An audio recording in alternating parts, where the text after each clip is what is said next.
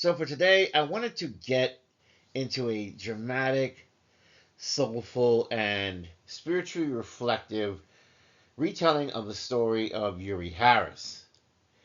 She wasn't just a late night TV psychic, she is far more because she's a spirit guide, she's a symbol of black mysticism, and she's a vessel of ancestral voice in our modern times.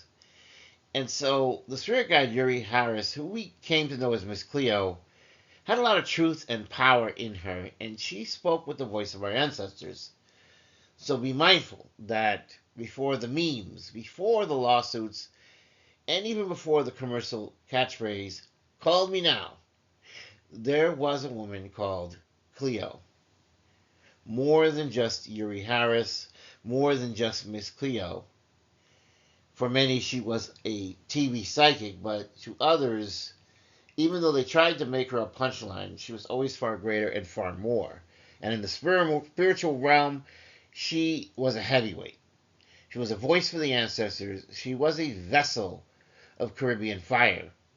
She was an Orisha walking among us, and she was misunderstood and in disguise. And she was more than just liminality. She was an incredible human being that came from the spirit realm. And she was born in Los Angeles in 1962. She had this thick accent. She had these head wraps. She had the incense smoke. She had the tarot decks. And although it seemed like it was a very deliberate act, it could even be thought of as a ritual. And even for some, it might be a mask. It might be a mirror. But behind this character was a woman who studied spiritual traditions. And she practiced the tarot. She was engaged in theatrical narration. And by all accounts, she had a deep connection to the spiritual world, even if she used it in a way that we might not always approve of. She was raised Catholic, and like many mystics before her, she moved beyond the pews and into the unknown. She studied African spirituality. She studied the divine feminine. She understood that a reading wasn't just about cards, it was about unlocking memory in the soul. And so, as a televised oracle, she came to her fame in the late 1990s. She emerged on national TV as the face of the Psychic Readers Network.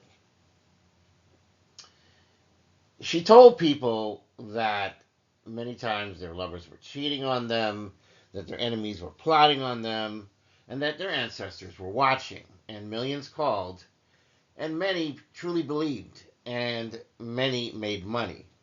But even with the lawsuits, even with the Federal Trade Commission shutting it all down, saying it was a scam, all through it all, Miss Cleo never actually took a dime for those calls. She was paid, and the money really went to the corporations. They silenced her, they mocked her. She became a tool for a greedy business world. But at the end of the day, that didn't mean that she wasn't good at what she did. She was something far more powerful than a brand. There was a power behind this persona. Whether you consider her to be a shapeshifter, Miss Cleo, she was powerful. She was a mambo. She was an Obeah woman. She had a voice like the griots of West Africa. She was fire in the night. She was a reminder that black women have always been oracles. She was one with whispers of warning, wisdom, and wild insight. And she turned the tarot into a form of theater, and she turned spirituality into a form of entertainment. And yet, beneath the laughs, people still felt seen. She helped people confront heartbreak. She gave lonely callers a moment of reflection. She reminded the world that intuition is real, even when the system wants to bury it in mockery. You see, Miss Cleo, even when she passed on in 2016, she was eternal, as we all are. She passed from this world, succumbing to cancer at the age of 53, but she was not gone. And she exists out there as a spirit guide now. especially to those who blend culture and mysticism, who speak with accented tongues because their soul carries many nations, who read the cards and the bones, and they dance between the sacred and the spectacle. She will remain in a long line of women of conjuration, diviners, witches, prophets, priestesses, all who found themselves being demonized for knowing too much. You see, Miss Cleo was the last of the mainstream mystics before social media cracked open the gates.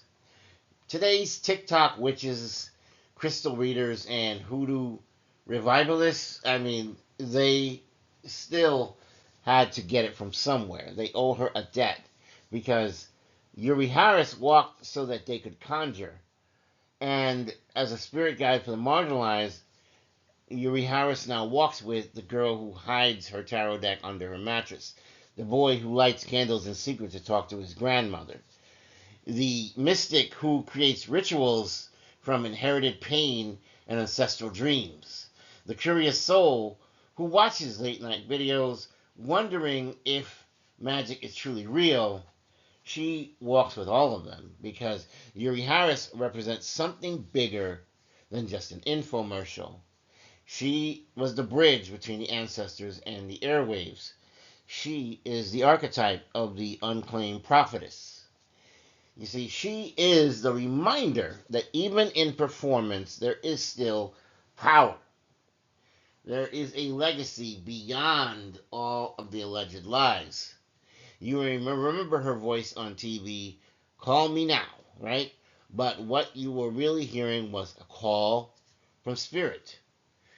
She reminded us that divination belongs to the people, that prophecy cannot be monopolized, and that even those who might be somehow thought of as frauds still carry the flame of truth in disguise.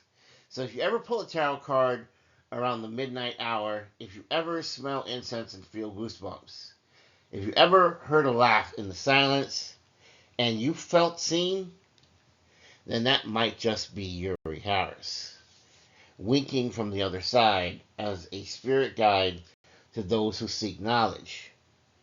Still guiding, still protecting, and still reading us all.